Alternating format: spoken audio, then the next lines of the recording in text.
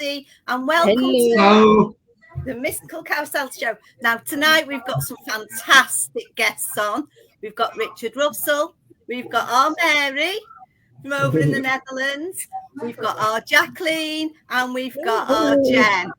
Hello. And exciting night tonight, exciting night. We're all looking forward to this. So what we're going to do tonight, we're going to do a little chat about remote viewing. Now, I've done a little write-up on it.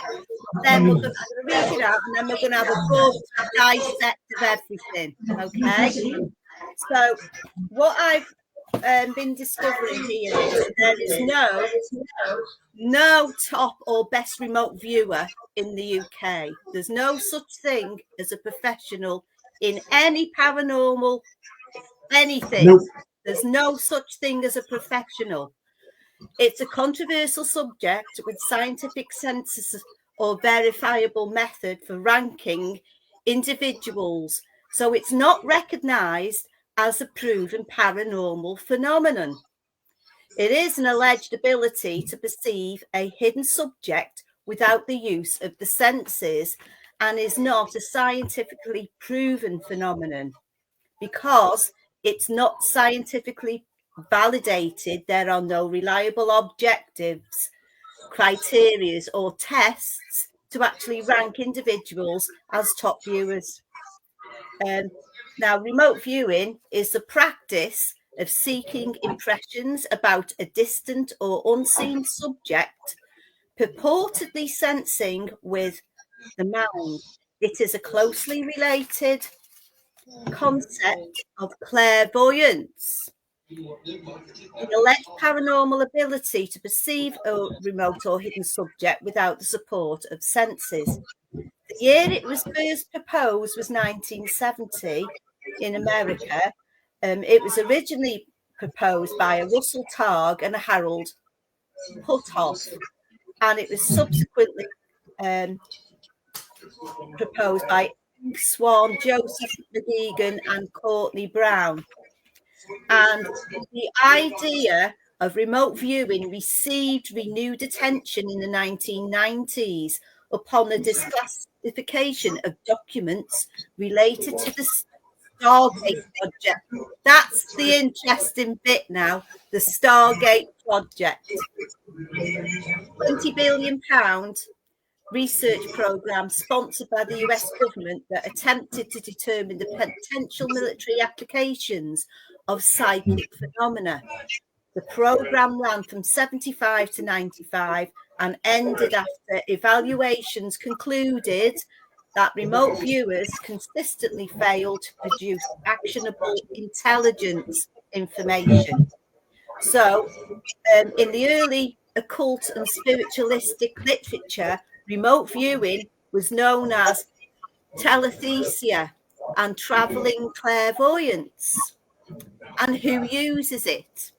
The CIA in the 70s and the Department of Defense used it to obtain intelligence information. So that's your basic outline of remote viewing that not a lot of people know about. So it wasn't scientifically proven. Yeah. So, hello, Joanne. Yeah, but so why does everything have to be scientifically proven, is it? That's it. Yeah. That's it. Nothing scientifically proven, and nobody is professional in this any subject on the planet. You know, nobody is. I remember sitting and I was talking to a friend of mine, and she was in Greece at the time, and she does remote viewing and so on and so on. And I was eating my pistachio nuts, and I dropped the last one and I was giving out because I was enjoying them, and I was in the dark. And I said, oh, bleep, bleep, bleep. I dropped my pistachio. So she began to tell me where it was. So I had turned to she said it was on the floor beside your slipper. And then she said, no, it's beside the tower, the hard drive. So I said, okay. So I turned my light on my phone, looked down, and it was exactly where she said it was. Wow. Yeah. I took out the tin foil and I put it on my head and I made a big antler out of it.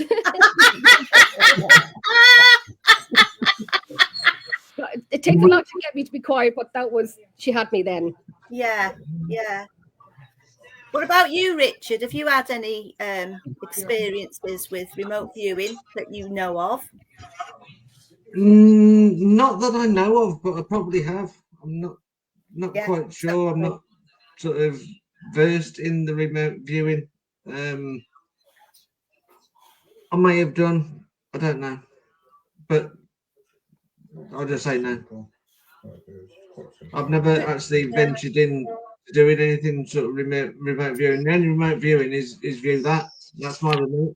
That's the only thing I'll do. Okay. Remote. What about you, Mary? I don't know if it's remote viewing, but I did some readings for persons who I talked to using Messenger, and I pinpointed some things in their lives. But then you talk about mental health, personal problems. So I can't describe the area where they are, but there are some things which I can pinpoint, musics and flowers they have in their home. So if that's remote viewing, Yeah, yes. I'd say it was, yeah. Yeah, but I Sounds do like it. use a remote connection if I practice my Reiki. You build a bridge and you get in touch with the energy of another person, and it doesn't matter where they live. If they live in the States, you connect with them. If you have permission, if they live in the UK, no problem, I will use it. And I don't have to be in their area to help them with the energies and to help to give them some healing. That's good. That's good. Yeah. What about you, Jacqueline? We're taking part in an experiment. So I was at a Paracon, and basically, there's a group of us, and there's a person in the US, and we were trying to link in with what was in their room, and they weren't told where the two people they knew were. Yeah. And they were trying to sort of say what was in that room, what they were getting from that room. And, I got some things about what was around them, and they did pick up on what was around us as well. Also, Irene Takara, one day, she wanted help because there's a spirit she wanted to free. And I sort of chatting to her, and I said I'd help, and I thought, well, I don't know how to do that, Yeah. But I just kind of imagined, and then in my mind's eye, I saw a little girl, and I sort of pushed this girl to a light, and she sort of said all of a sudden, "Oh, she's gone," and it's like, well, did I actually do something there? Yeah. And Possible. it's stuff like that you don't know, But I described this little girl what I saw, like this was happening in the US. Yeah. Like obviously Irene's in Japan. And Yeah. but then again, like I've had mediumship lessons on Zoom, development lessons, and you give readings for people. Yeah. So what is the difference? You're still picking up what's around, aren't you? Yeah. Yeah. I wouldn't say there was a difference really between readings and remote viewing. Yeah, It's all connected, isn't it? The whole. Same sort of level, isn't it? Yes, Ooh. absolutely. Yeah. But like they say, like that twin telepathy. I'm a twin, and myself, my twin has met up wearing the same color of clothing. Yeah. And we wouldn't have contacted it. We wouldn't have said, "What are you wearing?" We were doing a mini marathon. We won't say, "What are you wearing?" We just came up wearing the same color of clothing. People say, "If I feel pain, does she feel pain?" Yeah. No, only when I hit her. Apart from that, we don't. And thank God I didn't when she was in labor. It was like 2 days, so thank God. You don't feel the pain. Hi, Vicky, if you're watching. But we don't. Oh, I'd ring her. You know when you're going to ring someone up and say, I had my phone in my hand to ring you. Yes. And the phone rings and it's them. Yeah. Well, Yeah. It's those things, you know? Intuition now, isn't it? See, I have this. I used to have it with my sister, the one that died. We'd always wear the same clothes. But I think it's because we like that type of clothes. Yeah. So certain days we tend to wear, but it's like me and my daughter. She lives across the road. But I'll go over there and we're wearing the same things, and then I come back and get changed. And then she's got changed into exactly what you're wearing. It's the same things again. Would sympathy pains be sort of remote viewing? Would that be classed as the same sort of thing? Yes. My children's mother, when she was pregnant with my first daughter, every time she had twins and stuff, I'd hold my tummy and she'd go, "What's wrong with you?" I said, I've got a real bad pain across here. She's what, from there to there? I said, yeah, exactly. Yeah. She says, that's what I've got with Imogen. And I'm like, how can I do that? And then when she would roll in her tummy, she'd be like doubled up. And I'd just go, oh, really? What have you done?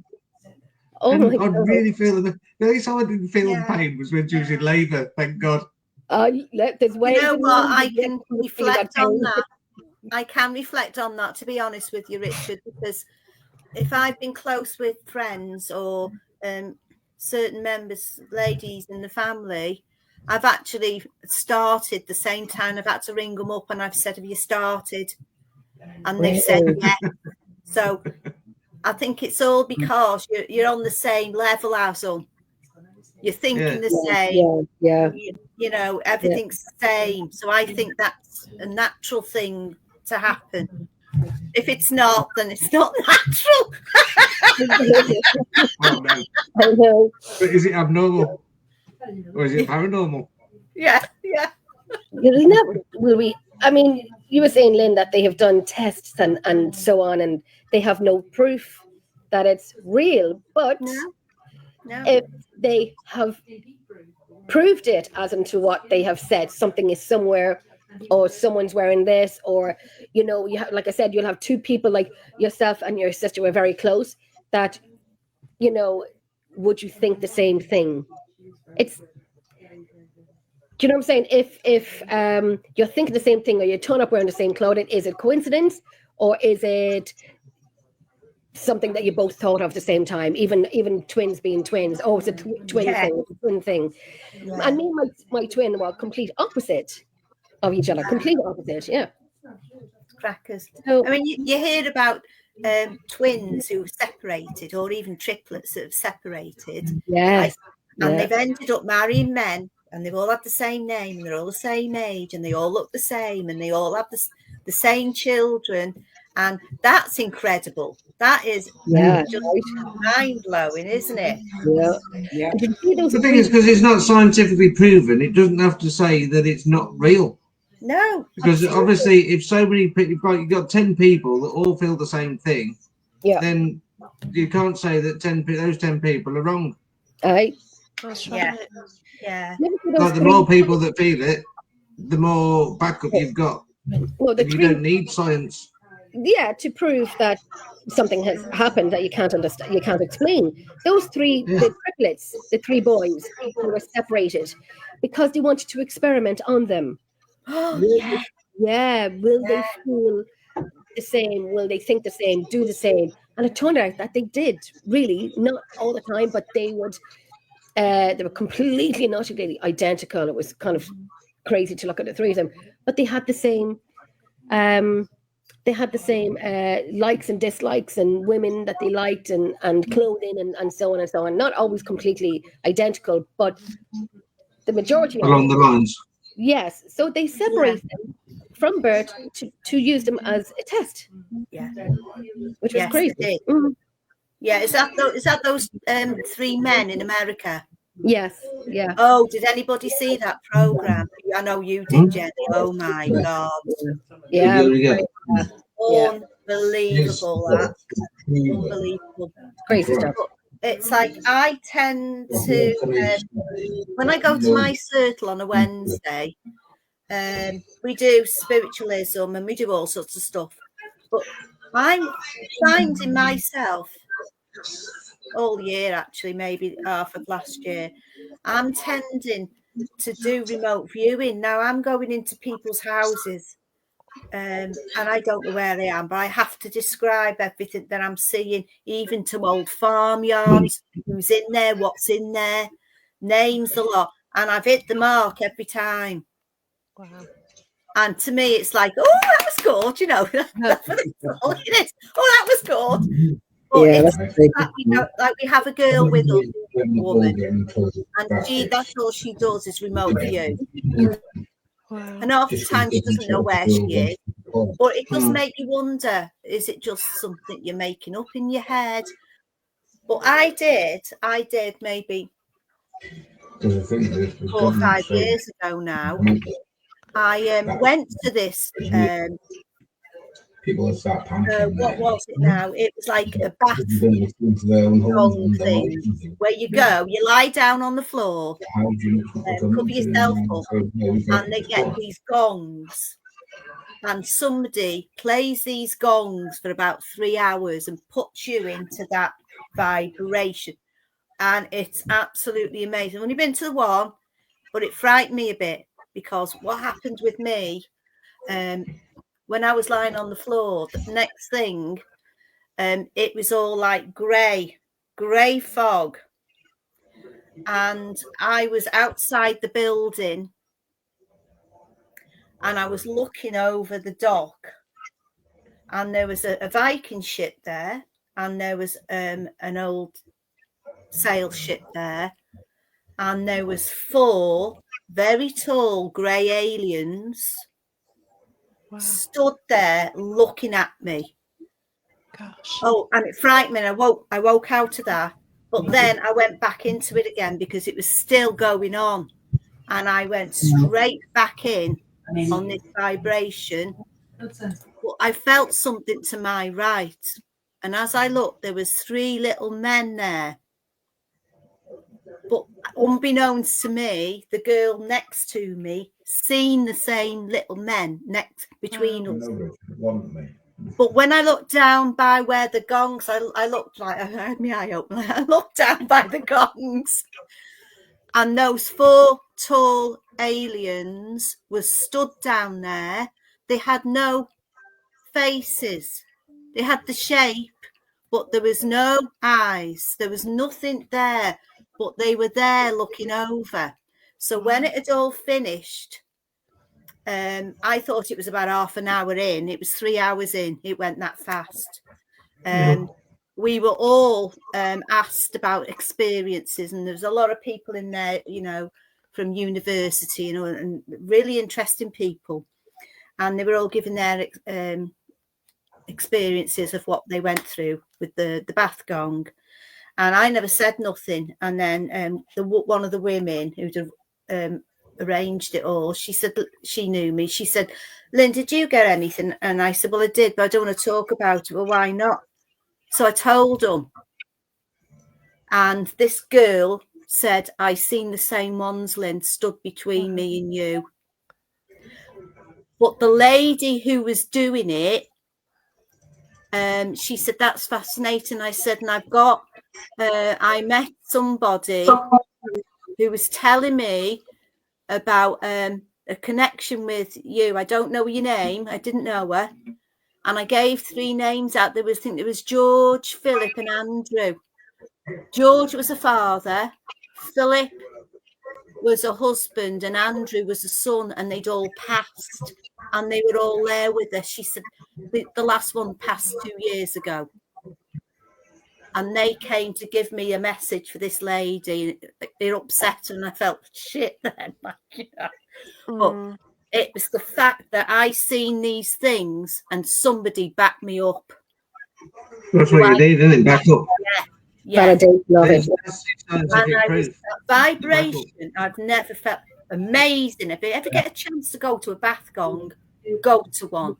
It's expensive, it's well worth it because it's so powerful. She had 3 giant gongs and she just went round and it went into another vibration. It's all about the vibration and where you're going. And I went straight in. Oh, I didn't think I would. Yeah, that was interesting. Gosh. Is that the same thing? Is it? And can you take yourself out of it if you want to? Well, I kept waking up. Okay. And, yeah, I kept waking because, especially when I was outside and I seen that stuff and the grey fog, that freaked me a bit because they were by there, but the worse even when they came in the room. And they was at the bottom of the room looking at me. Freaked me out a bit. Really freaked me out. Yeah, I kind of like to do it, but I'd be afraid if I got anything like that. And yeah, and I'm a bit worried. Great experience, but I wouldn't go to that building again and have it done. I don't know whether I'm going to get the same things or whether I'm going to come home. Go back and do a live. Go back and do a live. Yeah. But it's an experience, and it's not what everybody has, and it's all about learning new. To me, it's about learning new things, learning what's out there, and it's there to take. If you don't go for it, it's your own fault, isn't it? Hi, Noreen. The thing is with me, being a paranormal investigator, obviously I go to places and I'm a believer, but I'm a skeptic believer because you have to be skeptic in the paranormal to sort of try and debunk things. Yeah. But I get things come into my head and I'm debunking them and I never say what I'm feeling or what I'm seeing. And I've started to do, as soon as it comes into my head, I will say it. I do that too. It's proven now that by my medium that's in our group, that what I'm saying is exactly what she's picking up on as well. Wow. So I've got the proof there. I've got the proof that I am doing the right thing. Is that clear? That's clear. It's not clear. Yes. Is it clear? Not clairvoyant. Is it clear audience? I don't know. Something like that, isn't it? Yeah. Clairvoyant is the image in your head. Okay, so clear audience. So if you hear it, I get the same, Richard. I get the same, and a name will pop into my head, and I always say, "Oh, there's a fly on my face." I always say, if you think of a name and it's random. Now, it happened when I was in Redwood Castle, and I was sitting in one of the rooms with Kieran. Everyone was upstairs in bed and so on, and I'm sitting in the room with Kieran, and I said, because I always say immediately what you think, even if it's random as hell, and this was extremely random. And I'm saying, there's a name that's coming to my head, and I have no idea why, but I think it's my mum's favorite song. He goes, yeah, what was it? And I said, Crystal Chandeliers by Charlie Pride. And I'm like, I have no idea why that would come into my head. Why it just went like that into my head. Charlie Pride. He looked at me and he goes, why did you say that? And I'm like, because it came into my head. He said, that's myself and my partner's first wedding song to our wedding, to our dance, to our wedding. And I'm like, one, I wouldn't even know that you would know Charlie Pride. He's younger than me. And that you have Charlie Pride as your first wedding dance. And it popped into my head in Redwood Castle down in the south of Ireland. And I'm thinking, how random is that? And then I turn around and his face dropped, and we have it on camera. I have it on audio saying, he looked at me, why would you say that? And I said, because I think it's my mother. I hope it's not, but I think it's my mother. Redwood Castle with me now. So it was his wedding song. Random things. So there you go. Yes. A little bit crazy. What I don't do is say the first thing that comes into my head, because I tend to analyse it first, and then by the time I've analysed it, they're onto something else, and I can't just suddenly butt in and say, "Oh, what was so."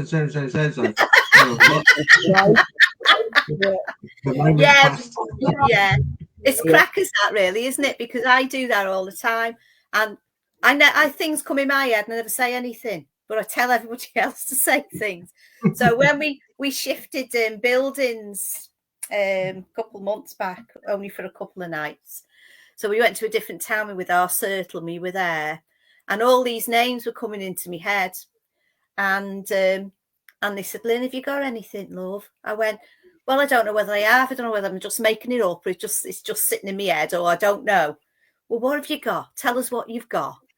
So I was coming out with these names, and this woman, Betty, she was going, yeah, well, that's right. Yeah, he used to live down by me. Oh, and yeah, she was the Sunday school teacher. Oh, and yeah, she used to go there with us. And everything I was coming out, I was going, are you sure? Because it does make you question why You question yourself, don't you? things coming in your head. That's completely. And it happens. And they say, Jenny, I'm coming out with random names. I'm like, Jen's doing another Jen. And I'm like, so they not all of them, but most of them do. I remember standing in a room on location. And I said, Maureen, we were just calling out, and randomly Jenny calling out again, Maureen. And I looked at it over one of the people there, and he had a face on him, and I said, do you know Maureen? And he said, look at the cabinet you're standing beside. The person the typewriter who was a writer, his wife's name was Maureen. Oh. I don't know who they are. So like, and you'll hear me in audio going, because listen to these hands yapping away. Can you hear them yapping? So yeah, it's random.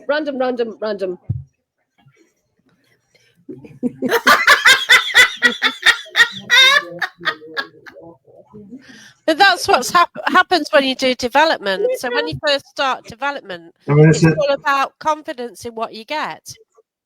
Yeah. So, they always say, speak with what you get and just come out with it. There's no trying to make sense with it. Yeah. And then, as you continue sort of doing your mediumship, it's then when you gain the confidence to sort of say, I have this, and know that you've got this. Yeah. And if somebody can't take it, they can't take it. Yeah. But, you could get anything from the land, or, it might not even be relating to the people in the building. Yeah. So, if you get a random name, then where is it from? Especially one which you don't tend to use in this day. Why am I getting that name? Yeah. Especially if it's like an old world name, which, you would not expect in that area. Yes. Yeah. And do you think, and well, I've said this for a long time, that the longer you're in this field, the more you open yourself up. You literally open yourself up. And so that's when things start to happen. And it just randomly changed for me. I don't know why. I was quite open, and I was having a lot of communication with spirits directly. So much so I'd go on an event and people had dowsing rods, and I knew kind of what to say because I could see what was going on. And the person with the dowsing rods was going, yeah, because I was getting the information. And then I'd just throw in something wrong just to test the person with the dowsing rods. Oh, as okay. well. That's So good. validate it for me as well, because I thought, well, and also, is the spirit taking the mickey out of you as well? Because sometimes, I tune into something you can get, yeah, and you think, well, you're taking the piss here. Like, and I think I've had that before, but it's hard to say, isn't it? Yeah. Yes. Because, like, would you? Like, if you got somebody going, oh, I've got this, you go, yeah, whatever. Wouldn't you, if you're a spirit, just for a laugh? Or depends what mood you're in, doesn't it, really? Yeah. I have got interesting experience. I went to that weird shop in Nottingham with Gary Fields, and we're downstairs, and he got a phone call. So there's this lady who, she does remote view, and she didn't know where he was or anything. And she went on to describe sort of a lot about where he was and a lot of what we'd already picked up, which she couldn't possibly know. And I think she's partially sighted or has no sight. So she sort of picked up on a different way, which is amazing. But she also picked up on my past life there as well. So it turned out that this particular place had links with my past life, which is really weird because I was drawn to the place for absolute years. Well, the pub across the road because of a crime. It's actually that building that spirit wanted me to go to. And then she picked up the link. Oh, hi, Ben. And then she picked up the link when they were past live. She Yeah. had no idea about it. And it's incredible. It really was. Now that's So cool. that's really, really cool, isn't it? Yeah. That's cool, that is. Yeah. But if you was going to a pub, it could have been the gin that they were selling. You like your gin? No, I don't drink and investigate. Wouldn't do that. Oh, no, but, Yeah. you know. No, Enjoying no, it's a pub in Nottingham, and there's a murder in 1963, and it's something that I don't know why, I've always been intrigued about, and there's loads of murders in Nottingham, we know that, you know, it happens everywhere, but for some reason, this one always interested me, and, you know, it's well before I was born, but it just fascinated me, and then I ended up, a location came up, which was directly across the road from it. And we actually stood on the murder spot 60 years to the day, to the second of the murder. Wow, brilliant. I also took a lot of mediums there as well, different ones, not saying anything about it. You know, Yeah. we were going to that location. The pub's changed its name as well, so they wouldn't even know, you know. And Yes. they were getting stuff as well. And I've sort of got like interviews, you know, what have you got? And I see like how the different mediums work to get the information. And some people were like picking up stuff before they even got there as well, because I get that as well. Yeah. So is that remote viewing? I think it is, because I know people at my circle do that. Only certain women will come in and they'll say, before we start, I've got something to tell you. Yeah. And they'll take me to the side and they'll tell me. Right. Yeah. Because Wow. they've seen it during the day. And you know, before when you're going on location and you kind of mentally let them know you're coming. You Yeah. mentally, you know, when you go to the same location, like I've gone to the same location for many years, so I feel like they know that you're coming, so they're getting ready and so on. And I remember walking into a location and they said, Jenny's here, or here comes Jenny, or something like that. Women said, here comes Jenny. But you let them know, and you have this kind of like a worrying feeling that something's going to happen. Something bad is going to happen. Oh, yeah. Oh, it's just your. Sometimes I not feel anything, and sometimes when I go to that castle, I have this kind of sicky stomach that something's going to happen. You can feel the fear before you get there, because you know something. Feel the energy. Feel the energy of the place that you're going to before you get there. Yeah. Strange thing happened when I first went to East Drive. Yet to go. Went as my team when I first started, and Jack said to me about this dream he had, and I says, "Hold on a minute." He says, "I've had that dream." I says, "Just so do this," and he says, "Yeah, it does." And then it goes on to this, and then it goes to that, and that, and this, and I'm just like, "I've had the same dream." So we both had the same dream, the same night before we went to East Drive, which was just weird. Yeah, that's crazy, isn't it? It's just I sometimes find though, before I go somewhere, there's certain locations which are quite heavy, and you know they're probably going to be heavy before you get there. Yeah. Because of like what happened through history, and because you've had strong, powerful experiences there. And like I just find that sometimes I don't get much sleep, and last night was absolutely shocking. So like tonight I probably will sleep, but last night I probably got 2 hours sleep. And I kind of think that in a way the spirit like stop you from sleeping so that you're sort of more gullible in a way, you know? Yeah. If you get less sleep before you go on an investigation, that you're vulnerable because you're so tired. Senses are not up the way they need to be. That's it. And you're so tired that you're out of your zone, tiredness, and you're not ready for things. I get that too. Yeah. Because I'm actually going to Matlock Pavilion tomorrow night, which is a place where I had my first real encounter. Oh, how do you feel about him?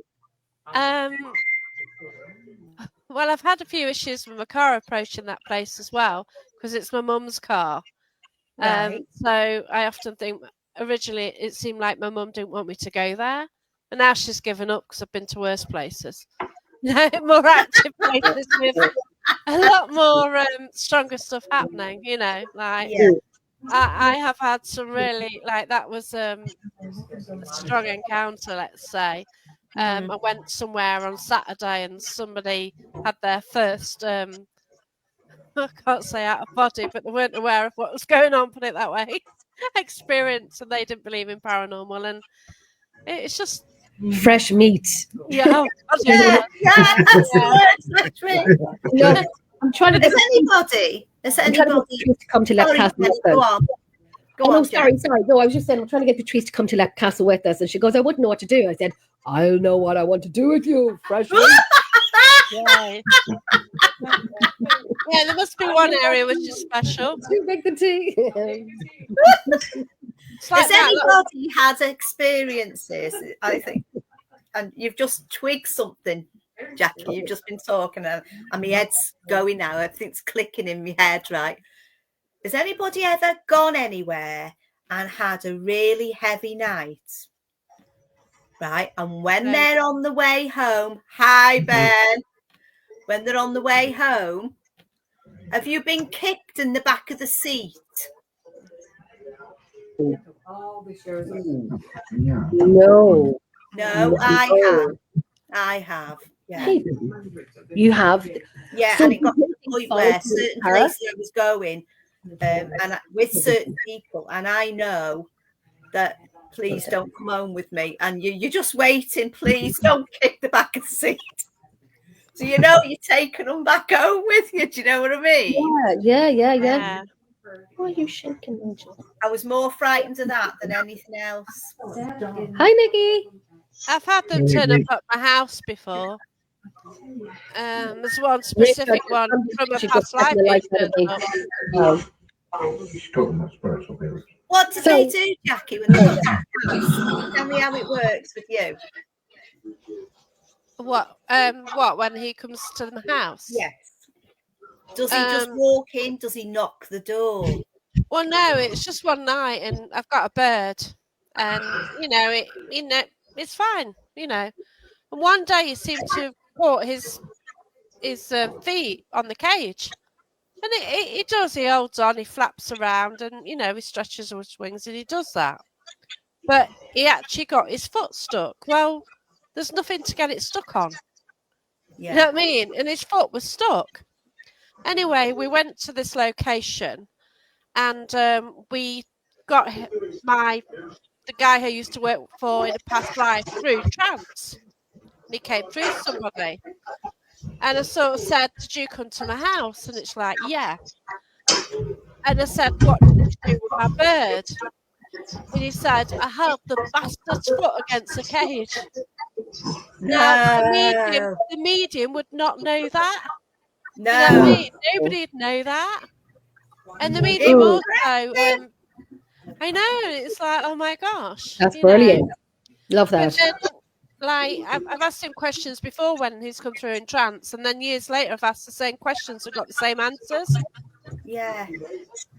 And yeah. We've had this thing in my house going back to about 85, and I was in a different house, and I had a baby girl at the time. I had 2 little toddlers and I had a baby girl. He was 3 months old in the cot. I never had my kids in bed with me. Don't believe it. Don't believe in putting the kids in the bed. Once they're in, the husband's out because they get rid of them, don't they? Do you know what I mean? Yeah. Yes. It's true. So, and something woke me up in the night. So as I looked over, there was a woman. I sat up in bed, shocked. There was a little old lady, long skirt. She had a shawl, and she walked outside the wardrobe, over down the side of my bed, and leaned into the cot. Went to pick my daughter up, so I jumped out of bed. I grabbed, I said, leave my baby alone. And she scurried away, went back where she come from. I said, you know what? Now, when that little girl was now 18, right, Wow. and she was toing and froing for a while between her dad, me and the friends and that. So what happened was, everywhere she went, this ghost followed her. It followed her everywhere. So she came back home for a while, and the day she came home, the front door was knocking, but there was nobody there. Now, we had a camera. Okay. We filmed it. There was nobody there. So we said to her, just don't answer the door. Don't answer the door and just leave it. And it wasn't. What happened was she went and opened it by mistake. And it came in. But that protected her. She has been looked after by that spirit all her life. Even now, anything wrong happens, she's getting protected by this That's lady. brilliant. That's Amazing, isn't it?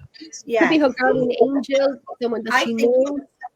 Yeah. The thing with me, with somebody, for years and years and years, some man follow me in my home.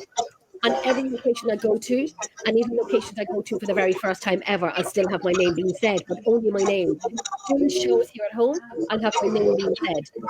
Myself, I'm trying to get a call out in my house 2 nights running last week.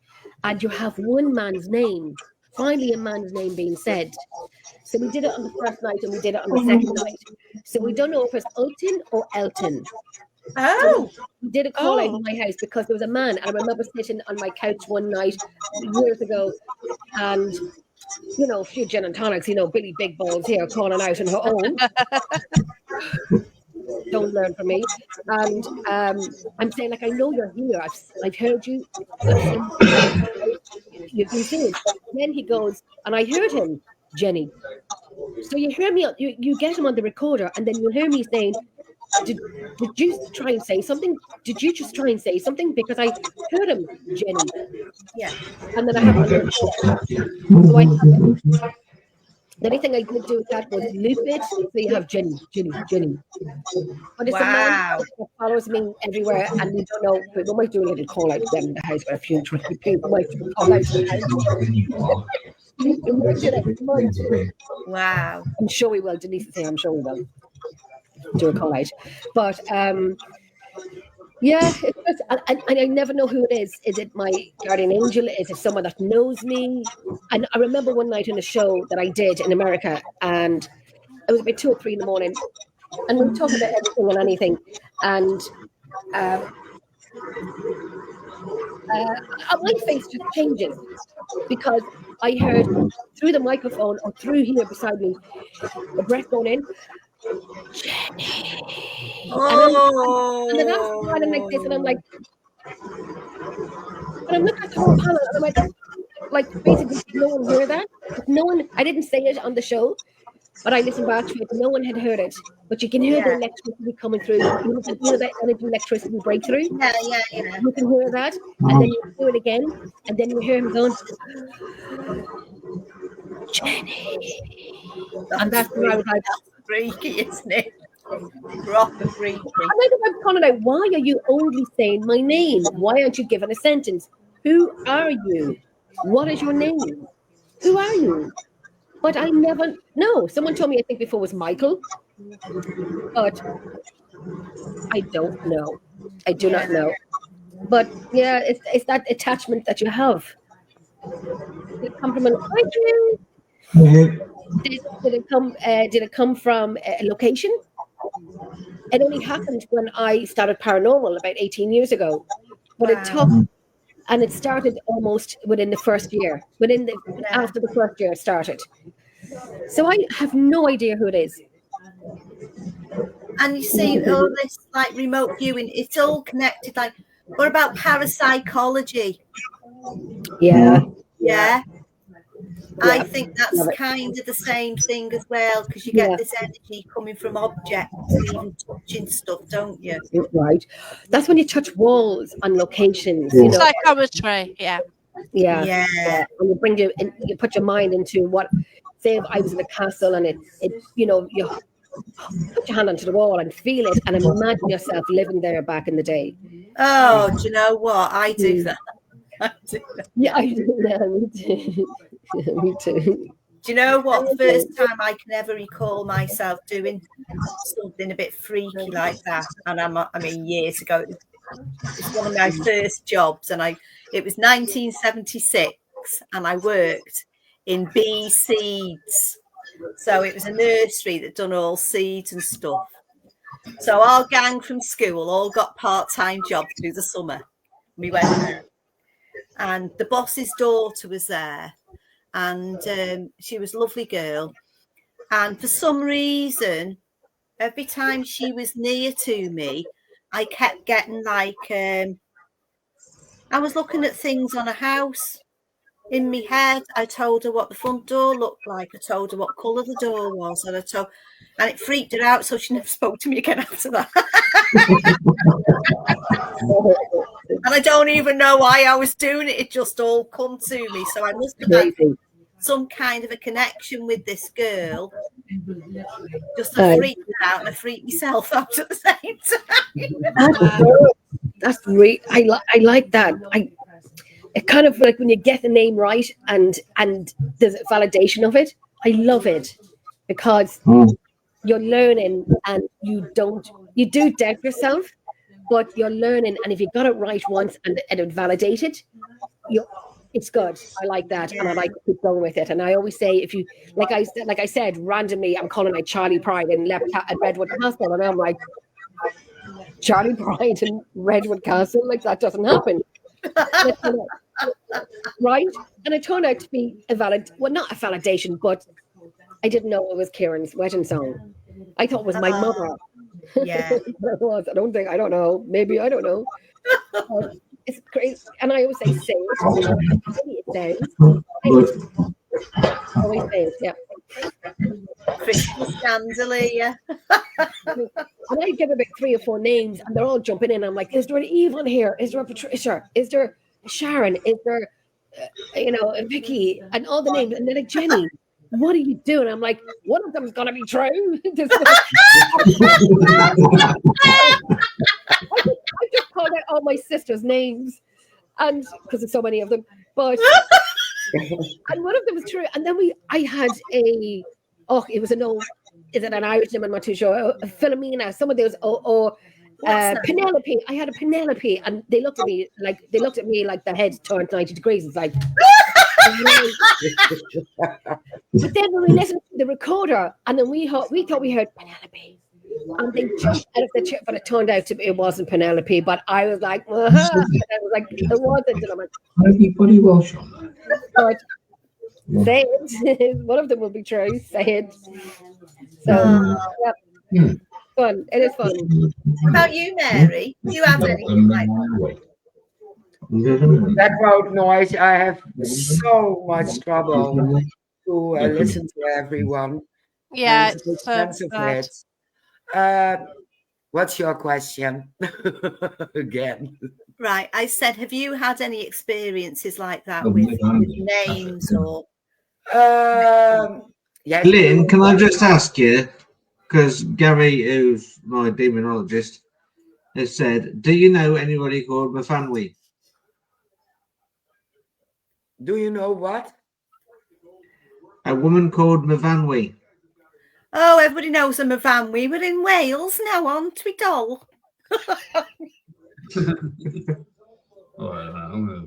It's just popped into his head, that name did. The van we. Proper Welsh. Is there anybody there that's from Wales? And I said, Lynn I have is. no idea whether you were from Wales or not. But yeah, mine now, November. Who's that? No, Gary. Yeah. My demonologist, the one that doesn't like being on camera, just shows his hand and does that. Say that again. Say that again for me, please. Yeah, the name Mivanway just popped into my mind. Yeah. I didn't know that anybody here was from Wales. Yeah. So it's just a bit of a strange Welsh name. Popping Yeah. from my mind, like, 'cause I don't know anybody named by that name. Oh, I know a couple of Myfanwys and Angarads and some proper Welsh girly names and lots of Karens. A lot of parents. By the feel of it, she needs to speak to you. Oh, Sorry, Angel. Come on, my baby. I don't know Myfanwy. if that means anything to you, Lynn. I'll let you know because you don't know what's going to be happening this week. You don't know. I'll let you know. I'll get back to you next week. Okay. Gary says, say what again, please? Say what again. Oh, wow. Oh, wow. Gary might have got something. Hey.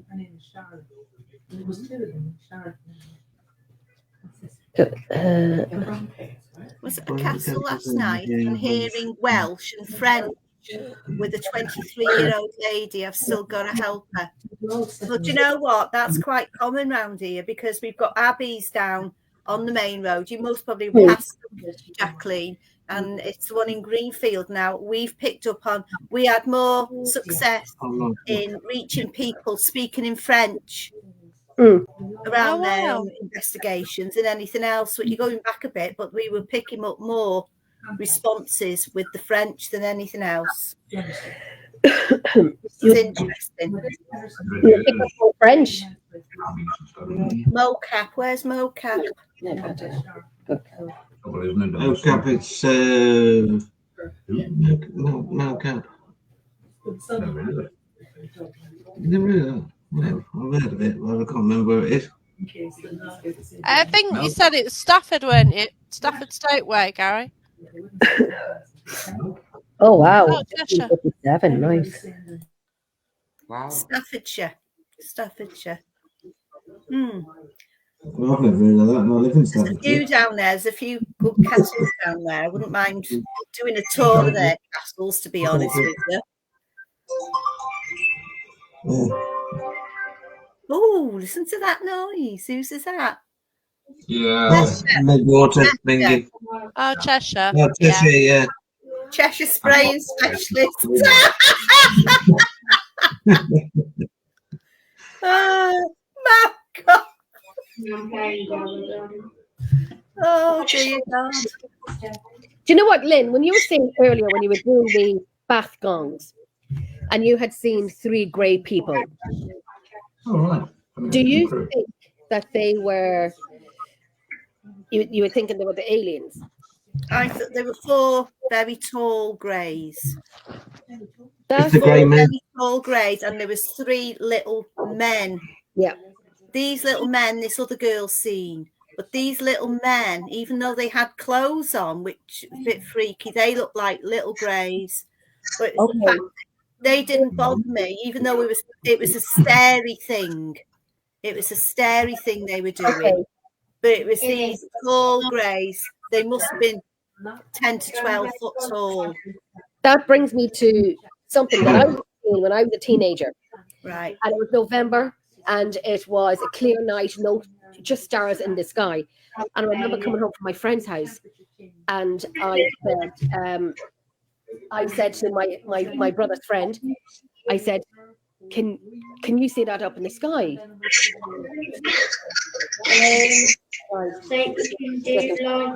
And I think and near the corner of where you can sell, there's this man and he stands. Roblox is getting banned soon. What? I don't know. Because it's so fun and there's lots I hate people. Oh, Is that your child? So Mine. I was coming home from my friend's house in November, seeing something in the sky, said it to my friend, what's that up in the sky? And he started messing, saying, it's the Banshees. But there was nothing in the sky for me to look at. Nothing. And so why I did that, I have no idea why. So then I went in, told my sister, she looked out the window, she closed the curtains and put TV on for my brothers and sisters. people started coming to the house to look over. Across the road was an unused factory in a field. There was three huge. It looked like it looks like Halley's Comet. It was round and went into a tail, and they would have been about 50 foot long. Wow. Three of them, and they were smoky grey colour, like a cigarette smoke. Hold on, Jen. Hold on, Jen. Okay. Richard, I think I can hear your son talking. He's talking over everybody. Keep your noise down. In the bedroom. In the bedroom. There's a lot of interference. It's hard Yeah, to. yeah. Yes, interference. That's not a headset, have you? No. Did that frighten you, Jen? I was given a bag to breathe in because even though I was young, I'd say about 12, 13, 14, something like that. And there's always one in every family, and I'm that one. That's different. That's different because there's 11 in my family, and someone had to get the role. So there was 3 of them. So there was 2 this side, 1 this side. So they'd swim up and down and up and down. They disappeared into nothing. Then when they did that, then they went like 2 here, 1 here, and they kept doing like that, swimming but swapping sides. We were all outside. My sister's friend called over, and so on and so on. People thought it was the banshee, and I'm like, well, it wouldn't be the banshee. Huge grey things. Now we have it on a main road, so there's a huge hedge across the road. We used to play in the factory and whatnot. No, it's abandoned. One of them shot down, went through the hedge. You could see the light in the hedge, and shot back up. It happened in seconds. That if you blinked, you would have missed it. But it was to let you know. Donna, it was kind of like I was saying to Patrice. I was like, I wish I could project my mind onto a wall so you could see exactly what I saw. Yeah, I know what you mean. Yeah. And they were huge. So I'd say they were about 50 feet long, 50, 55 feet long, smoky grey. And it was Banshee had more than carpet. It was the most surrealist thing I have ever in my days seen. And I've seen a lot of things. Yeah. Unexplainable things. I'm very lucky to have seen what I saw. But this one was mind blowing. And then no idea what they were. It was like a cigarette smoke color. I said it before in a different show, and they were like, "Oh, that's like the Greys." So Yeah. your what you told me earlier caught my attention. And then I come from a family of 11, and I'm the only one that receives O negative blood. So they're like, Jenny, they're coming to take you. They're coming to take you. And I'm like, what? And I remember being young and looking at my window, and I thought, it's like nighttime. And I'm like, oh gosh, no, they'll see me looking at them, and then they'll know I'm looking up at them. And then I know. It was like a mind thing. Yeah, and yeah. When I'm looking at them, if I know, they know, and they know, I know, that we both know, and they're going to come and get me. Close the curtains as well. I'm like, oh, they know. And I was too young. Maybe I was just that out there child, but I was a little different. I was just a little different. But the fact that everyone else, and like I know when they went through the hedge, grown adults grabbed me and pulled me back so they could get into the house. It was crazy. I was afraid. But I was afraid of the unknown. I was interested, and I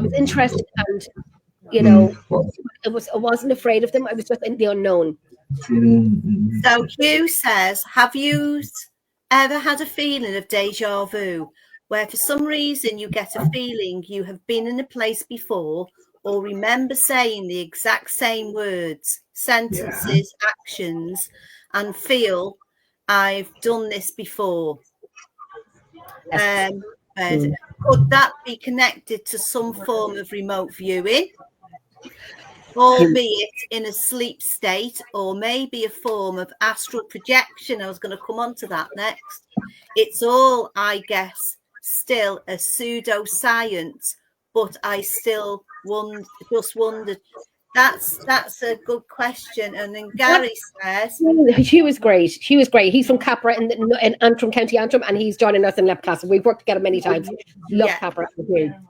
Great guys, great people. So Gary says, was helping a friend 2 weeks ago finishing a book I'm in, about 7 chapters. The book's out in Halloween. Yay! Gary, tell us the name. We'll get it up there and advertise it. Oh gosh. 15 years it took my friend to get it together. Wow. Brilliant. That's brilliant. Might take me as What's the well. name of the book? I've written mine. I just need to edit it. Oh, Oh, my The friend, fastest my people friend ended up getting it back. did you get it edited yet, Jacqueline? My friend's just finished his. Oh, I saw Oh, that. Hill Street Birds. That's a I'm place in I've this got to go one. next I'm in year. this one with Wow. the team. Great reading that is actually. Lovely, Yeah. lovely. Lovely. I like But that. yeah, but it could be like astral projection. I've been doing that for years. I didn't even know I was doing it. And I'll tell you how I didn't know I was doing it, because when I go to bed, and I don't do it as much now, I'm doing more remote than anything else. But when I used to go to bed now in the 90s, it started, it went full on, non-stop for 5 years. Every night, 5 years, this dream. What happens is you go to bed, you dream some, and then you take it off, go to sleep. The next night, I say to myself, I'm going to carry on where I left off on the film. I call them films. Wow. So I go to sleep and I get straight back into watching the film. And it carries on and carries on. This one went on for 5 years. Very good. And in the end, I met people in my dreams. They were actually, it all came together where all the people in my dreams were together, and we actually found these people, and it was all connected with a pub somewhere I'd never been before. And Okay. my friend had a pub near Wrexham, and I was telling her all along about what had happened in these dreams, and that we'd actually gone to the pub, all of us. And this little Irish lady came to me in the bar. She was in my dreams, and she said, "Hello, Lynn. Send the kids in there. They can go and have a game of pool. What drinks do you want?" She didn't even know me. Okay. So I rung my friend up, right? I said, "Oh my God, Jill, you never believe what's just happened." She said, "What pub are you in?" So I told her. "Hold on," she said. Captured. The actual landlord and landlady, Yes, ma'am. right? She was the mother of the Yeah. landlord, this old lady. They were in my friend's pub near Wrexham. Oh, wow. Yeah, how weird is that? Great. What do you think of repetitive dreams? What they're the same dreams all the time? It's the same dream. Yeah. It's the I same have dream. that frequently. Oh, But dear. it's crazy and it's not nice, because it's like since I was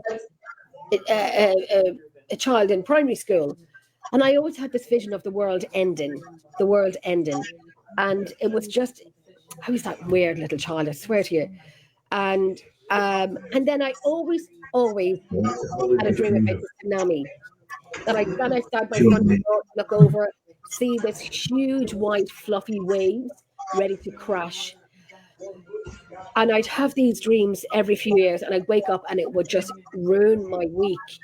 And I remember one of my dreams where I was in my mum's house, and it was myself, my husband, and my children, my sister, her husband, and her children. And I had this really thick rope. So I wrapped it around my wrist. I wrapped it around my husband's wrist, my children's wrist. So when the water comes and it crashes against us, we don't get separated. And I gave rope to my sister for her to do the same with her family. And it's the same thing of water all the time. And it's when I swim, good swimmer underneath water and whatnot. Since I've had my daughter 21 years ago, I have never put my head underneath water once. I remember when I was doing the hell and back, and we had to start off in this big ice bath. You know, you jump in, it's up to your chest, and you have to go underneath a line of tires and go underneath. And I said to the guy, "I can't go underwater. I cannot go under. My team is standing there. Come on, Jenny, you can do it. Just go underneath." And I panic that I kind of get up wrong and the tires are above me. I'll panic. So what did I do? I put my face through the tires. You think the tires was giving birth to my face. I had tire marks going like I know that's not the best of faces, but my face was literally the tires, they were all crushed, crunched together, and my face, I had tire marks on my face because I could not go underneath the water. For some reason, since I had my daughter, no, not for the love, no money, I will never do it. It's the fear of drowning. So I don't know if I drown. I'd see that as water means travel. Oh, right. So that's it. Yeah. Yep. So if you're going to travel, but you're tying yourself to your family, you're going to come back to the safety of your family because they've still got a hold of you. And I'm traveling. I travel most of the time, and I'm traveling again in September. I'm actually going over to Lanzarote for a break. And listen, I have been on a sun holiday, and I won't even say how long. So I'm like, and I hate to fly, but I'm like, take my money. Take my money. I need to go away. So we have a beautiful private villa, and I'm like, we have a pool there, so I will go into the pool. But I do a little traveling. Myself and the girls are going to traveling again in September as well. So yeah, I like to come back home. I do. Yeah. Yeah. That's it. Yeah, Hugh. It's just like Gary was saying, it could have been a past life, but I've had this since I was a teenager, and it's water, and it's not every year. It could be every few years, and I've never watched that movie Tsunami until my friends one night had a drink. Come on, Jenny, you can watch it. I'm like, no. Okay, put it on. And then I'm watching it, and I'm like, I couldn't breathe. I'm like having a panic attack because I couldn't breathe, and I'm like, I couldn't breathe. You know, when you have that panic, I was done. I couldn't breathe. Come back. I don't know. Like Gary said, it could be like, I don't know. And, yeah, fun to watch a movie, but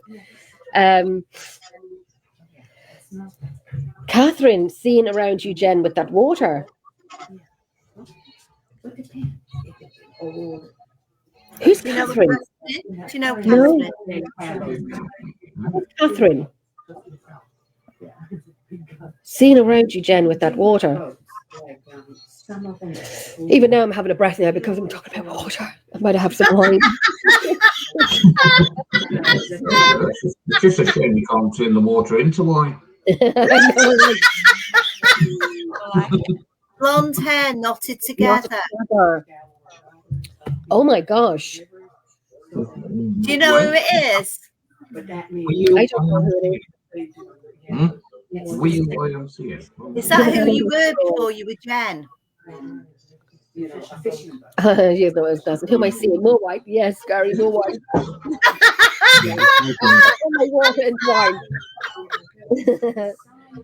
I don't know, Gary, who could that have been me? Oh wow. Okay, I'm intrigued now. I'm gonna write her name down. I love doing all of this. Okay. It's like give us a clue, isn't it? It's that good. I know. It will come about because it's for years, Gary. It's been for years, this dream. And like I said, it's not every year. It's every 5, 6, 7 years I have this dream. I don't know. And I should really write down the day, the month, the time, when it happens and why it happens. But it's random and it's awful. It's really bad. Yeah, it is scary. A long brown cape. Oh. Where is she from? Do you know, Gary? Do you ever have that past life where you've lived in a different country? Or you feel like you're from a different country? Aye. And why? Again, where was yours, Mary? Oh, okay. Who's where? So Ah, no, Japan. This nobody dreams we all had. That kind of what Gary's saying is kind of making sense a little bit. oh, it's good. It's getting I mean, better. Because I remember doing a past life regression with Paul Goddard. So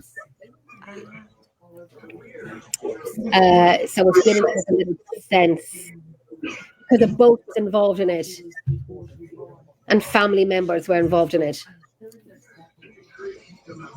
interesting. You'll see it in the corner of your eye. Now I'm going to be looking for her. And you know what, myself, I've booked 2 seats for myself and Patrice for next week for Have We Lived Before? So it's a talk in a Church of Scientology and Technology kind of church in Dublin. So I booked 2 tickets. They were free, and to go and have a talk and listen to a lecture of Have We Lived Before? Yes. Just to see what they have to say and so on. So where did you think, Mary, when I was saying, like, do we think we're from a different country, or we think that we belong to a different country? Well, the first time I went to Greece, it felt like coming home. And for myself, I knew the directions, I knew where to go, but I also have a connection to Scotland. Since I was a child, I saw myself with sheep walking through the grass in the mountain. So I need to go to Scotland. Yes, you do. It is amazing. It is pretty. Isn't it, Jacqueline? It's beautiful. It's Yeah. one of the best places I've been to out of our. Well, I've been to many, but Scotland is just great people, great, beautiful scenery, beautiful. Edinburgh is. It's all. We went all over Scotland. Edinburgh is just a magical city. I Yeah, haven't been there. Have you not I've been been to to a lot Edinburgh? of places in Scotland, but I haven't. It's because I've Edinburgh. got the hound, so I can't really take him into Edinburgh. Yeah, That's the problem. It's like Harry Potter. The buildings are like Harry Potter. Yes. Yeah. I'm a huge fan. It really is. The buildings is like Harry Potter. It is just. Yeah. There is a big castle. Well, it's like a massive building just outside from there in Northumberland, where they made part of the Harry Potter film. I've been there. Been by Really, it. but not in it. yes, interest. It's nice there, isn't it, Jacqueline? It's Bamborough. Bamborough Castle, is it? Yeah. Yeah, I've walked around it, but not been in it because. Oh, you have to go. You have to go, Mary. You have to go to Edinburgh. Jacqueline, go to Edinburgh if you haven't been. It is. I was only there in June. It's my favorite, and I got my tattoo in Edinburgh. Oh, I got a tattoo in Edinburgh. I don't know if I can pull it off now because I can't take my top off. Oh, I'll have to show you. No, the girls don't even have it here. But it's a ghost. With Do you know what? I'd like to go. I'd like to go to Scotland, and I want to go to William Wallace's caves. Oh wow! Yeah. Yeah. Also interesting. I think it's not far outside. Yeah, sorry. I might be wrong, but it's not far outside Glasgow. But I watch these explorers who go there. It's like a little. It's high up to get into it, so I'd never be able to reach to get into it. I'm only 4'10", so I don't have a ladder. Take your step ladders with you. We'll all go and give you a little push up. We'll all have to organise a week away sometime. Yes. In Scotland. We'll all go to Scotland. We'll all go to Edinburgh. It is. Yeah, I'd be fine for Edinburgh for a weekend or something. That'd be fine. Yeah, I think that'd be brilliant. Yeah.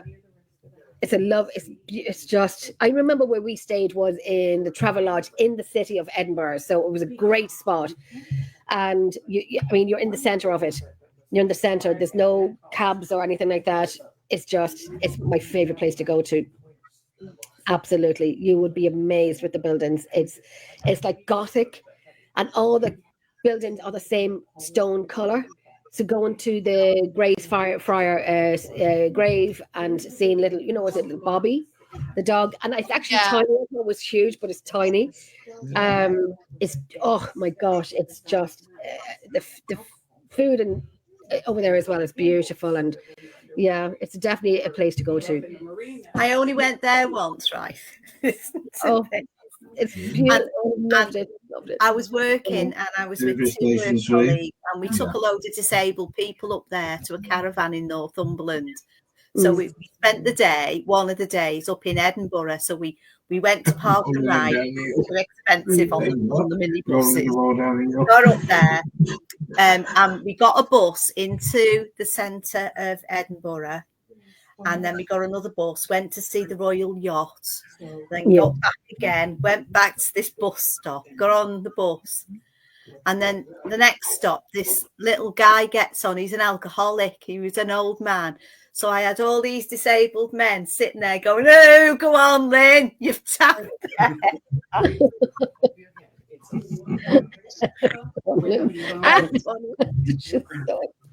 Oh my gosh. They were so funny. This man was so funny. They've got such a great humour up there. It was amazing. Yeah. Oh, brilliant. Yeah, the great thing I ever seen was this shop, and I said, "What's that called?" It was what's it called now? I can't think. But it said "dying to get in." It was a funeral directors. Okay. Oh God! Oh, what's Gary saying now? Was a Bamborough few as well a few weeks ago. $350 worth of fuel in 6 days. Yeah. That's a lot. Mad, isn't it? I do about £1,500 to Scotland. Do you? How much? I guess it's only about 150. Oh, it just service stations for you. Yeah, I tell you, it's bloody expensive. It's 3 tanks, basically. Yeah. So sort of go quite away on it. Wow.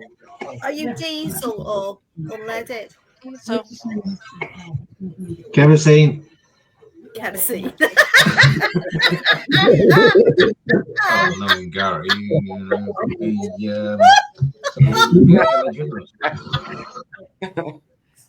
Kerosene. Wow. oh wow. Oh, look at that.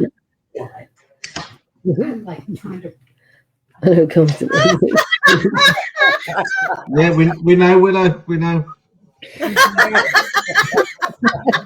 Scottish of robbers. Never change. Well, I've been to Culloden. I felt a bit awkward, to be fair. They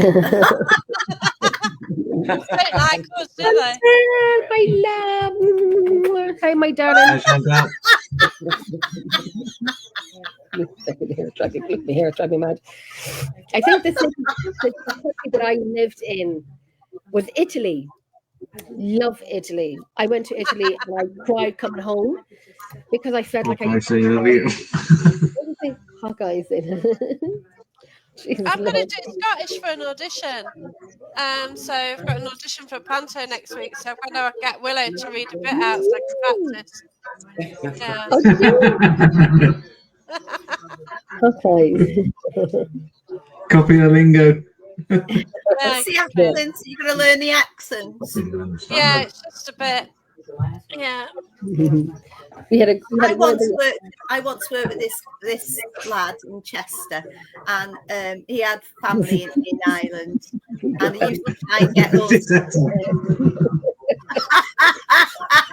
He used to try and get us all to speak with an Irish accent, and the way he done it, he said, "This is what you do.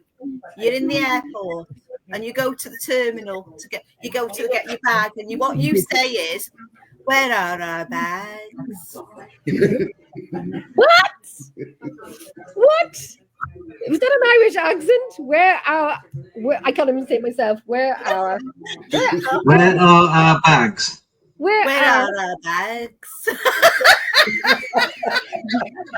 Holy shit! I can't remember. Where are our bags? You're going to say it needs more work. Needs more work on the accent. What, an Irish accent? Just where's the bag? Where are our bags? Yeah. Where are our bags? Just say where's That's the more bag? about a fast one, that. Where are our bags? Yeah. It's different from bag. Your bags are with the dogs. The dogs. I can break out into the Belfast one. Oh, Jesus. Where's my bleeding bag? That's what I was saying. Where's me? Where's me taking bags? What was she saying about Italy, Jen? Oh, Italy. I felt like Italy was my home from home. That when I went over to Italy, it was like I wasn't a tourist, and we stayed in under your You'll find out tomorrow, mate.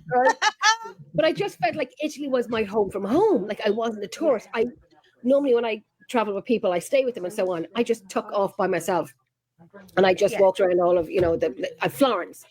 And when we were going home, and I'm sitting on the grass outside of the airport having a glass of wine before I fly, and you can hear the announcement saying our flight, ready to board. I started crying because I'm like, send my child over to me because I'm not going home. I was going to live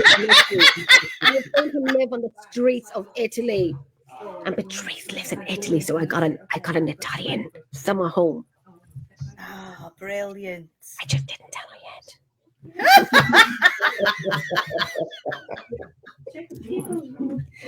But and it's over I think it's over 800 years old. It's beautiful. Wow. So Italy would have been my country.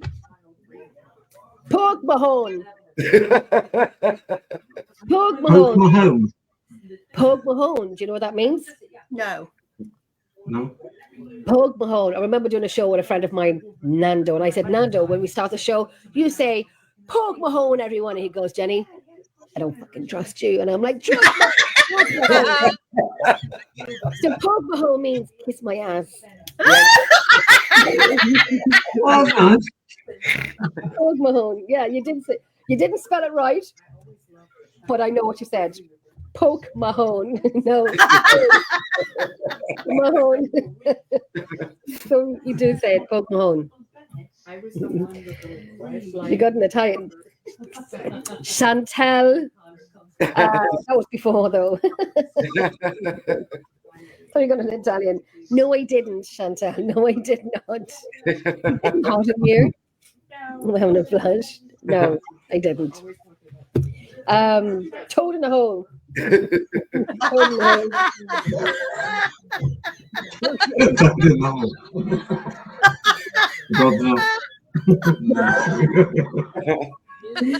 Oh my God.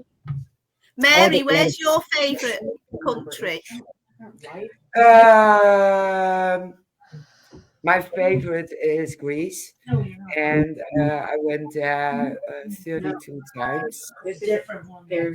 And I love Italy. I've been to Venice and the area of Venice. I love it. I want to move there.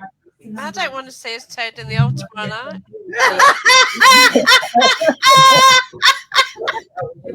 Hey, mate. I know I wouldn't want to tell you my old.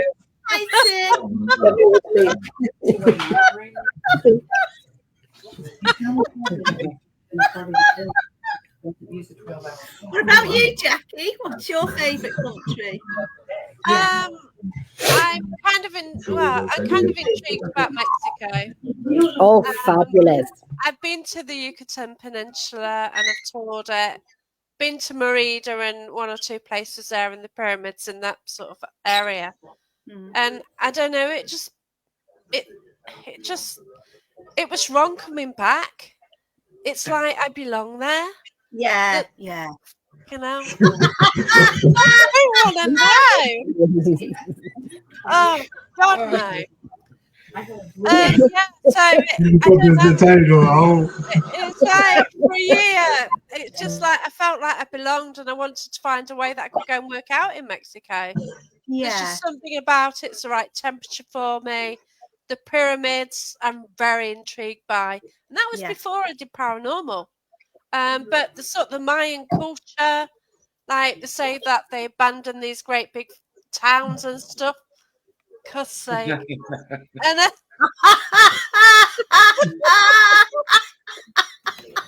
so they abandoned these places. The people are still there. The ancestors are still there. Yeah. So why did they leave? But they've got all those pyramids. They did a lot of sacrifices there for the rain and crops and things like that. And I don't know, it's just so intriguing. And that how did they build them? Yeah. And then they also map to the solar system, the planets, planetary alignment to the sun, the moon and everything. At the equinox as well at Chichen Itza. You've got at the solstice, the sun makes it looks like serpents sort of crawling down the side of the pyramid. Yeah. Wow, that's interesting. And it's just like, how did they know? How did they do this? We tend to think of people thousands of years ago that they were like thick, they couldn't speak properly, they couldn't do anything. They've got more intelligence than what we've got. Yeah. Well, we could have built something to last all these years. These pyramids are still standing. Yeah. And then we've come along and we've put them back together wrong. Because what they've done, they've got these they've got something called the ballpark where they used to play a game, and we don't know if they use the head of a sacrifice or a winner from a previous game. They use the head as a ball or something like that. But they've got all these sort of tiles embossed sort of things, and whoever's put it back together, they put things in upside down, for God's sake. Well, surely you can work it out. It's a jigsaw puzzle.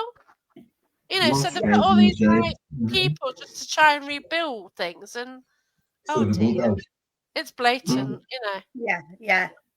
You put something upside down with little men on and aliens and things like that, and yeah. They had one job. You've got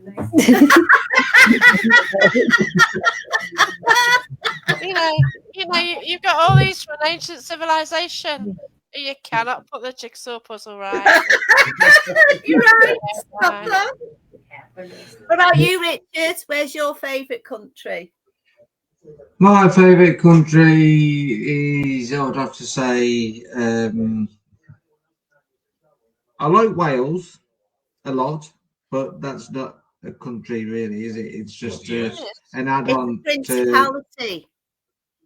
Yeah. It's a country. It's a country. It's a bloody is. Well, it's an add-on. It's an add-on to England, really. The same as Scotland. It is. Not really. They've added themselves on. Scotland and Wales have added themselves on to England because it's got far more superior countries. Bullshit. Got most of it.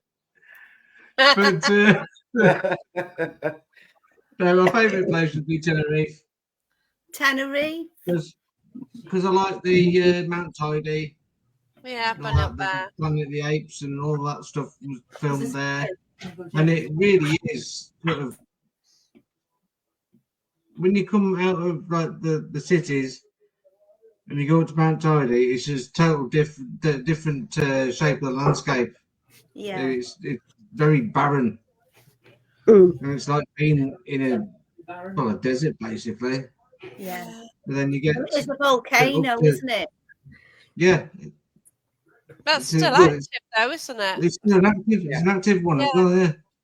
Yeah. Yeah, it's still active. I thought it would have gone up But by now. Very, very strange.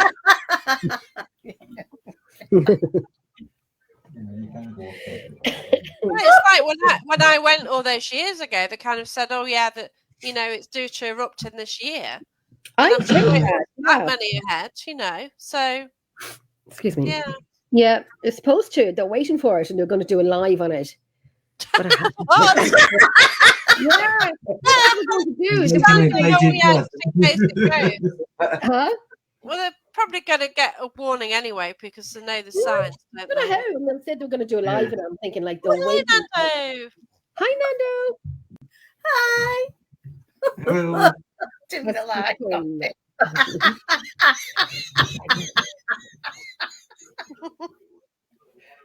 Oh dear. Well, they do say UFOs are attracted to volcanoes. Yes. They Yes. do. Did not know And, that. Did you hear They're that? all volcanoes. And when I was there this year, and it was like every night I was waiting up to see something. I knew something was going on. And the only night I got drunk, everybody else seen it, and I never.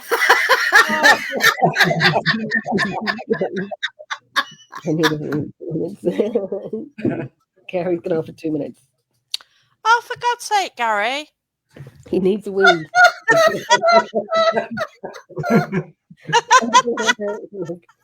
I would just like to say, Mr. Fields, watch that toad in the hole. When you're there. yeah, what's your toad in the hole? Right. That's Madagascar. yes, Chantal. Yeah, that's right beside Mauritius, where my ex-husband is from. So he's from Mauritius, but Madagascar is right beside it. And if I ever go to Mauritius, knock me out with about 20 Xanax and a gin and tonic. So that's it. But I'd go to Madagascar and then Mauritius. I'd love to. Someday I will go to Mauritius someday. That's what my daughter's father's from. So Oh, why, Chantal? Oh my God. Madagascar's not far from you as well, isn't it? Madagascar's not far from Chantal. That's the one. Oh, dear.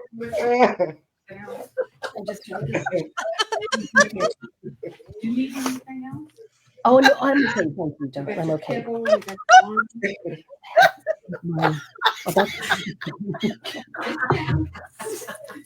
Wait till he comes back off his wee. I'm meeting up with Gary tomorrow night, so I wonder if he wants to say to the hole to investigate.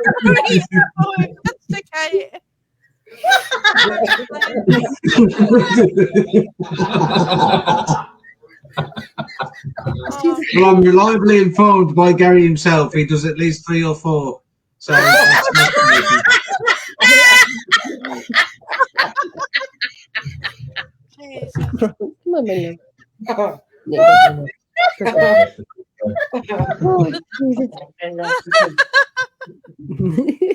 Can't wait to see what it's going to say. Wait for it to come back. You see, Chantal, next door to you. That's it. Short swim to Madagascar. Go over and go live and show us all the animals that we don't see around the world. Oh, Yeah, that'd be cool. That would Yeah. be brilliant. Yeah. Do you know what? Did they have those monkeys? Lemurs. Not lemurs. Ringtail lemurs. Those as well, but they have those monkeys with these beautiful, huge eyes. I keep calling, like my dog, Harley. She has eyes like those monkeys with these Yeah, I know what huge you mean. eyes. And the little, huh? No, they're not gibbons. They've got their hands are like fingers, and they're like Yes. flat, Yeah. and they have huge eyes. Is it marmosets? Marmosets. Marmoset. Yes. That's the one. Yeah. Marmosets. That's the one. So Chantal, go find us one. Wear a wetsuit. Wear a wetsuit. No, not a lemur. The one that Richard said. Mama suits. Marmosets. Oh my a God. baboon. So, in the hole. Through the comments. Has he read it yet? No. Gary, go through the comments. We missed you. Chantel. Just play it. Just play it for Gary. What's up, Gary? The one with the red bums. Baboons. Baboon.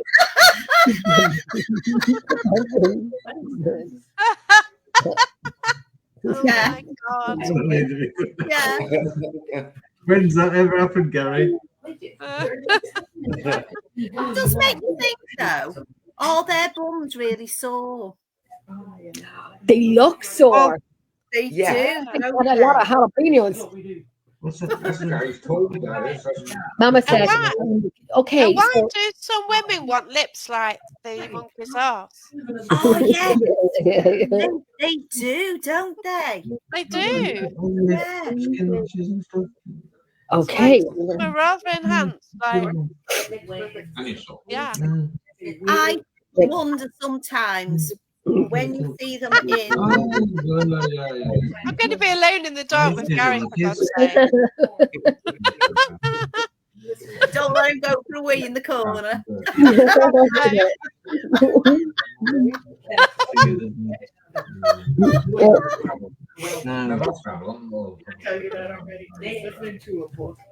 Do you know, Jackie, do you know when you see these girls on Facebook or whatever, and they've got these great big, massive.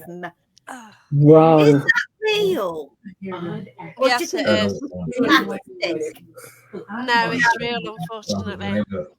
Great big massive what? They paid for it. Oh, they do. Well, I suppose it's fashion. It's fashion, isn't it? Yeah, Just it's for fashion. people and... They put silicone in it. Oh my God, TMI, mate. Great big massive what? Oh, Jesus.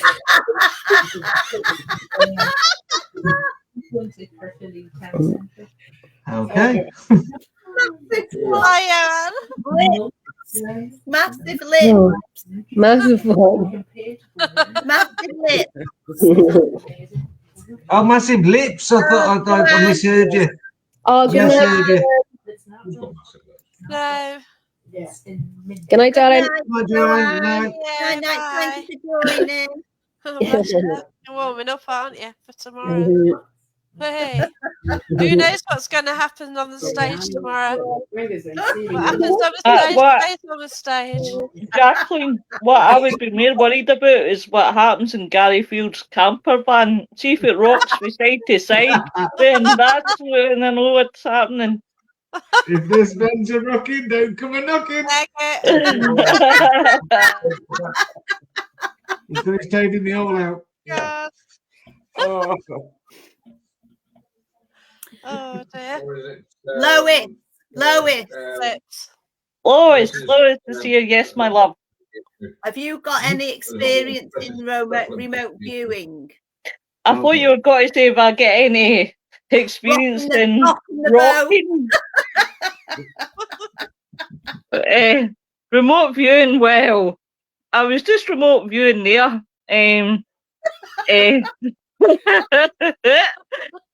No, I actually have no experience in remote viewing. But I love to hear people's stories about it because obviously they have brought up many places that that exists, and most of these remote viewings have been connected in some sort of way in shape and form. So I love hearing stories about remote viewing, and I've been listening to you guys contently tonight and really enjoying it. Definitely. It was Gary's friend who does the remote Well, viewing. come in if it's rocking, knocking.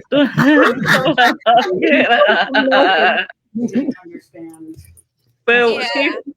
see if Jax is happy, then we know what came a knocking. But remote viewing's an interesting topic. This is why I picked it, because I know it was Lynn's speciality. Well, I wouldn't say I was a specialist at it, but I like a lot of questions. We've all had experiences of it. I wouldn't be able to. I couldn't do remote viewing. I don't know how to do it or what to even think. I cannot find anything in my feckin' house. You find the keys yet? And right, and it's not that big, and I put it down, and I think it's gone. So, yeah, but we've had experiences of it. Someone remote viewed where my last pistachio went to. I don't want to know that. And I My picked them up God. and I ate it because it was still in the shell, and I was enjoying them. But I was watching a movie the other night. Oh, me too, Chantal. I hear you. I was watching a Oh, movie. Chantal, it can't be that bad. I was watching a movie a few nights ago, and I wanted to talk about this movie on a show. The Haunting. The Haunting. Yeah. I watched that when I was a teenager. It scarred me forever. Then myself and Patrice watched it a few nights ago, and it's just a crazy movie. It's just like, I know it's a true story, but even the Warrens went into it as well, and the priest went in, and the priest kind of like, this house is blessed, and he left, and then I think he was saying it was it was nothing.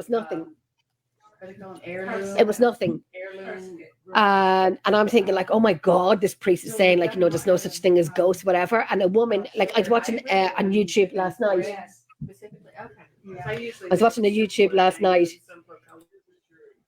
Guys, I will bow out because I know that Lynn can shut this down by herself.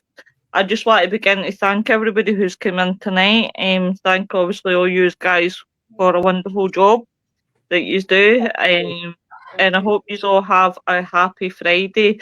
Now, Jacqueline, just you behave yourself tomorrow night.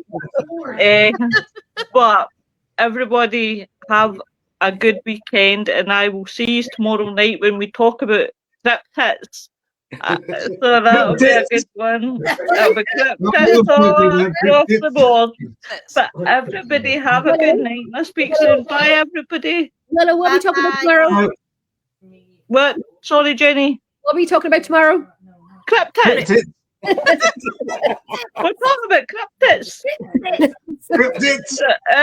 Bye, everyone. Bye. Bye. Bye. Bye. Well, we're still here. Tell us about your film. Tell us about your film. Oh, the film. But the priest was saying, like, there was no such thing as, the ghost or whatever, or, there's nothing here, and so on and so on. And then myself and Patrice were watching last night on YouTube about, the Irish hauntings and whatnot. And they were in Galway, and there was a house that was, it was a activity going on in it. And this bloody priest comes in and is blessed it. And then he was like, no. And, was it the Birdie Rectory we were watching, Patrice? Well, we watched both of them. We watched a lot. You were getting with the ones in Galway because the priest comes in and says, "Oh, it's just a normal house blessing, and okay, I'm done. I'm out of here." And he was literally running out. Galway in my mind. And I was kind of like, he comes in and he goes like, "There's nothing here. There's nothing here," and he was but he could hear the baby crying, and I'm like, you do this stuff, in the name of the Father, Son, and the Holy Ghost, the Holy Spirit. And this woman who was very Catholic, she goes, "There's no life after death," and I'm like,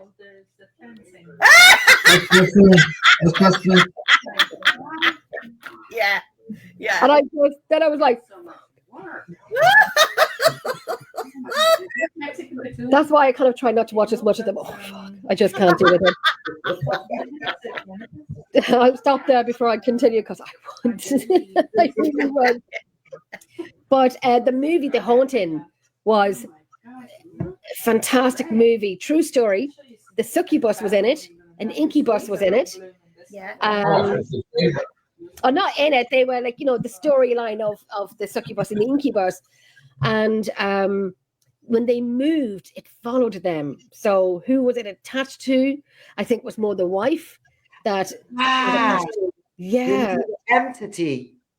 It's called The Haunting. It's called The Haunting, where the family Oh. and the parents lived next door. Yeah. Yeah. And is it The Haunting in Connecticut? No, it's not The Haunting in Connecticut. No, It's just The Haunting. it's just called The Hunting. Just The Haunting. Haunted. ED. Oh, The Haunted. The Haunted. Oh, The Haunted. Oh no, The Haunting. It's got no cryptids in it. Not.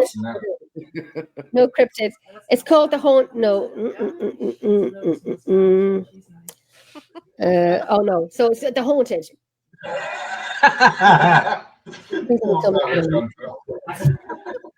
The thing is, Chantal, did he bless the little boy? Say it as it is. Say it as it is. But the way they followed them to camping, and then they followed them to the new home. But then in the 1980s, then it began to go away. It began to go away. So I don't know. It's just a movie I've always been interested in, but scared to be Jesus out of me. Probably one of the worst movies I've ever watched when I was a child. That one. Yeah. It only works with rope pipe. I watched that one with Catherine Zeta-Jones in. House on Haunted Hill, is it? Yes, that one's I called. watched, Yes. we always watched the original one of that, and do you know what? It was when these spirits or this entity is banging on the door, bang, and the whole lot was shaking. My heart was hanging out my chest. But this one with Catherine Zeta-Jones was the same, but it was better because it brought more things to life because it was more advanced with films. And what I loved about that film was when they trailed the spirits underneath the net curtains and they flowed and they went under the sheets, and it was just amazing the way they done that.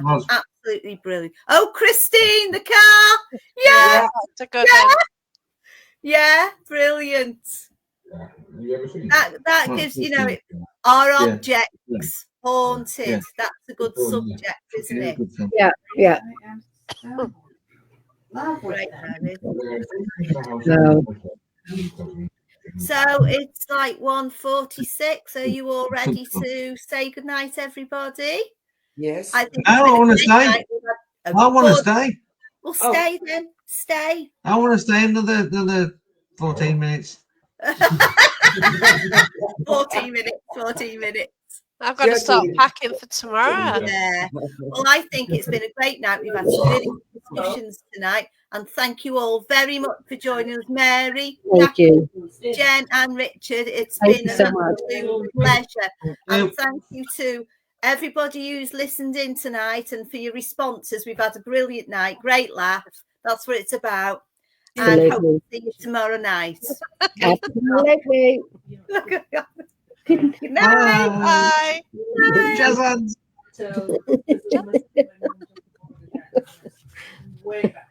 He's still doing it. 30 years. I don't know how to switch this. You're still live. Up the right hand side, up at the right hand side, and you'll see end live. End stream, yeah. Yeah. That's the one, girly. Bye. Bye. Bye.